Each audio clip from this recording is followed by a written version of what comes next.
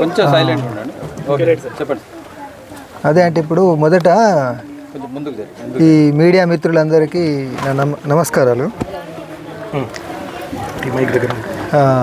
అదే అంటే ఇప్పుడు మీ ద్వారా మొత్తం ఈ కోరుట్ల పట్టణ ప్రజలందరికీ కూడా నా నమస్కారాలు తెలియజేస్తున్నా. అంటే ఇప్పుడు నేను ఇక్కడికి ఈ సొంత ఊరుకు రావడం అనేటువంటిది ఒక సంతోషకరమైన విషయమే. ఈ వచ్చిన మొదటి రోజునే మీడియా మిత్రులు రావడం కూడా సంతోషకరమే. అయితే ఇప్పుడు నేను హైదరాబాద్లో ఉన్నప్పుడు నేషనల్ మీడియా కావచ్చు, మన రాష్ట్రానికి సంబంధించినటువంటి ఉమ్మడి తెలుగు రాష్ట్రాలకు సంబంధించిన మీడియాకు వాళ్ళు అడిగినటువంటి అన్నింటి ప్రశ్నలకు కూడా ఇంటర్వ్యూ ఇవ్వడం జరిగింది. కాబట్టి ఇప్పుడు ఇక్కడ ఇవన్నీ చూస్తుంటే మీరంతా కూడా వాటి ప్రతినిధులుగా ఇక్కడ ఈ టౌను లేదా మండల ప్రతినిధులుగా ఉన్నారు. అయితే ఆల్రెడీ ఇప్పుడు మీకు సంబంధించినటువంటి రాష్ట్ర మీడియా వచ్చి అడిగింది కాబట్టి వాటి అన్నిటికీ నేను జవాబులు చెప్పేసిన. ఇది ఒక రకంగా మర్యాదపూర్వకమైనటువంటి మీట్ అని అనుకోవచ్చు. కాబట్టి ఈ సందర్భంగా మీ అందరికీ చెప్పేది ఏంటంటే, నేను అంటే ఈ సందర్భంగా ఇంటి కుటుంబ సభ్యులను కలవడం, తర్వాత కోరుట్ల అనేటువంటిది నేను చదువుకున్నటువంటి ఊరు కూడా కాబట్టి అందరి ఫ్రెండ్స్ని కలవడం, తర్వాత మొత్తంగానే పట్టణానికి సంబంధించిన ప్రజలందరికి సంబంధించినటువంటి అందరినీ ఒకసారి మర్యాదపూర్వకంగా కలవడం, వాళ్ళ యోగక్షేమాలు తెలుసుకోవడం, మిత్రులతో కలవడం, వాళ్ళతో కుటుంబ సభ్యులతోటి మిత్రులతోటి హోమ్ టౌన్ కాబట్టి అందరితో కలిసి విషయాలు పంచుకోవడం కోసం వచ్చినటువంటిది. కాబట్టి ఈ సందర్భంగా ఇక్కడ రాజకీయపరమైన విషయాలు అనేటువంటిది మాట్లాడడం ఉచితంగా ఉండదు. కాబట్టి అది మీరు అర్థం చేసుకోవాల్సిందిగా కోరుతున్నా పదే. ఎందుకంటే ఆల్రెడీ నేను చెప్పేసి ఉన్నా, హైదరాబాద్లో అన్ని విషయాలు చెప్పిన. నేను బహిరంగ జీవితానికి వచ్చిన విషయం కావచ్చు, భవిష్యత్ కార్యాచరణ కావచ్చు, అవన్నీ చెప్పినటువంటి స్థితిలో ఇదొక రకంగా మళ్ళీ దాన్ని రిపీటెన్స్ చేయడము బాగుండదు.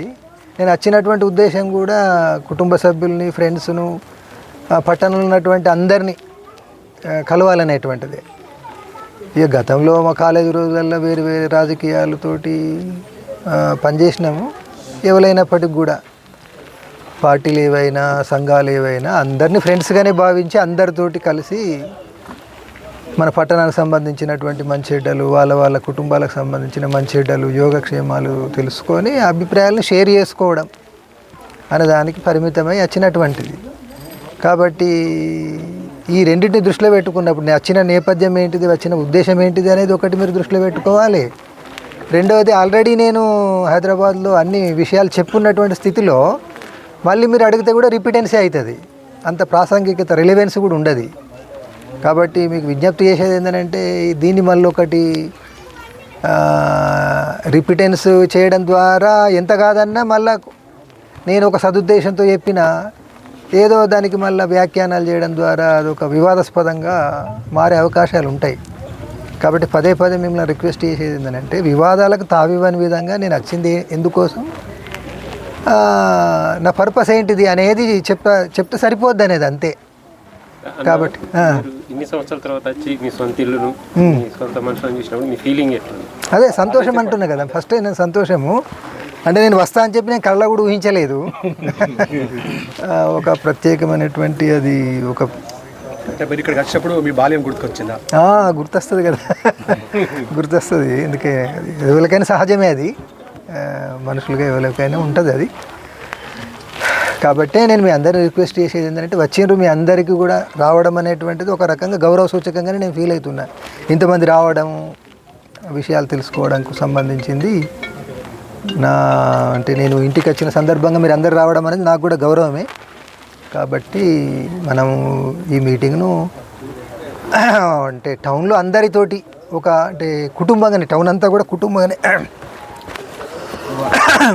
ఈ పట్టణ ప్రజలందరినీ కూడా కుటుంబంగానే ఈ ద్వారా చెప్పదలుచుకున్నది ఏంటంటే, అంటే వ్యక్తిగా నా కుటుంబం అనేటువంటిది ఇంటికి సంబంధించింది కాకుండా మొత్తం కోరుట్ల టౌనే మా కుటుంబము అనేటువంటి విధంగానే రాజకీయాలకు అతీతంగా ఇక రకరకాల పార్టీలు ఉన్నాయి, అవన్నీ తెలుసు, అవన్నీ పేర్లు తీయాల్సిన అవసరం లేదు.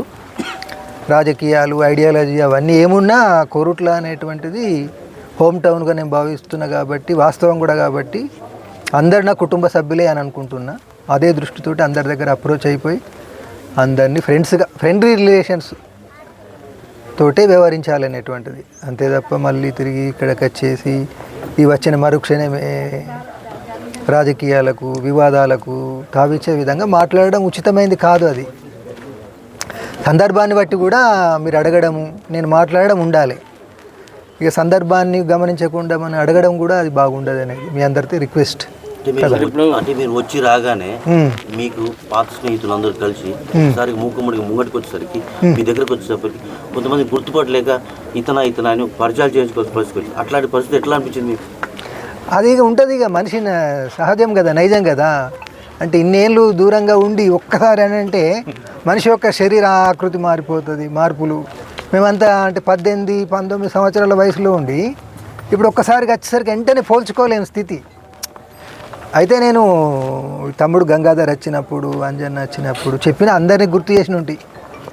అంటే పాత స్నేహితుల్ని, ఏబీవీపీ మిత్రులైనటువంటి భాస్కర్, శివకుమార్, వాళ్ళందరినీ కూడా నాకు పరిచయం ఉన్నటువంటి టీచర్లను, అంటే నేను ఈ స్థాయికి ఎదిగినానంటే మా కానిక్ బట్ టీచర్ నుంచి మొదలు పెట్టుకొని కాలేజ్ లెక్చరర్ల దాకా, ఇప్పుడు ఉదాహరణకు అంజన్నకు చుట్టమైనటువంటి దుబ్బయ్య సార్, ఇట్లా చాలామంది పేరున గుర్తు చేసిన ఉంటాయి.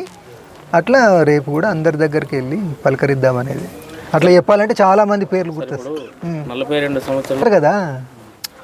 ఎవరికైనా గుర్తుకొస్తారు మనిషి అన్న తర్వాత, ఎవరికైనా కానీ తల్లి, తండ్రి, కుటుంబము, అన్న, తమ్ముడు, అక్క అన్నట్టు అందరికీ గుర్తొస్తారు. కాకపోతే దేశ ప్రజలందరూ మన కుటుంబ సభ్యులని భావించడం కాబట్టి కుటుంబంలో ఉన్నటువంటి, మన కుటుంబంలో ఉన్న ఇబ్బందులే దేశ ప్రజలకు ఉన్నటువంటి ఇబ్బందులు, వాటిని తొలగించడానికి పోరాటం మార్గం అనుకొని పోరాటం చేసినాం. ఇప్పుడు కూడా ప్రజల సమస్యల కోసం.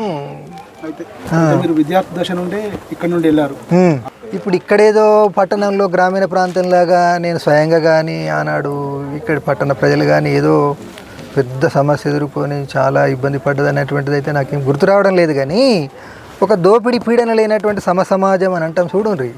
కాలేజీ విద్యార్థులుగా అప్పుడు మాకు గొప్ప ప్రేరణ ఏంటంటే సమాజంలో అందరూ సమానంగా ఉండాలి, కుల మతాలకు అతీతంగా, ఆర్థిక అంతరాలు లేని, సామాజిక అంతరాలు లేని సమాజం ఉండాలనేటువంటిది ఒక గొప్ప ప్రేరణ. ఆ ప్రేరణతోటే ఊరును వదిలి అజ్ఞాత జీవితంలోకి వెళ్ళడం జరిగింది. అది ఎప్పుడైనా కానీ ఎవరికైనా కానీ ప్రపంచవ్యాప్తంగా, నాకు కానీ ప్రపంచంలో ఉన్నటువంటి అందరికి కూడా అది గొప్ప ప్రేరణగానే ఉంటుంది. అప్పటి పరిస్థితులు కూడా మీకు ఈ ప్రేరణ దిశగా అదే అప్పటి పరిస్థితులు పనిచేసినాయి. ఇప్పటికి కూడా వేరే రూపం లోపల, అంటే ఆర్థిక సామాజిక అంతరాలు లేనటువంటి మనుషుల మధ్య కుల మత అంతరాలు, ఆ మత ప్రాతిపదికన, కుల ప్రాతిపదికన, ప్రాంతాల ప్రాతిపదికన అంతరాలు ఉండకూడదనేది అప్పుడు, ఇప్పుడు, రేపు నేనున్నా నా తర్వాత తరానికైనా అది గొప్ప ప్రేరణగా ఉంటుంది అనేదే నా అభిప్రాయం, నా విశ్వాసం. తమ్ముడి కూతురు సుమ, అంటే ఆమె ముఖ్యంగా సోషల్ మీడియాలో కానీ మిగతా సందర్భంలో కానీ ఆమె చాలా మందికి చెల్లించే విధంగా చేసింది. అవును, పార్టీలో ఉన్నటువంటి అందరు నాయకులు, అందరు కార్యకర్తలకు సంబంధించినటువంటి, అంటే సమాజంలో ఉన్నటువంటి సుమ రూపంలో ఉన్నటువంటి యువతరము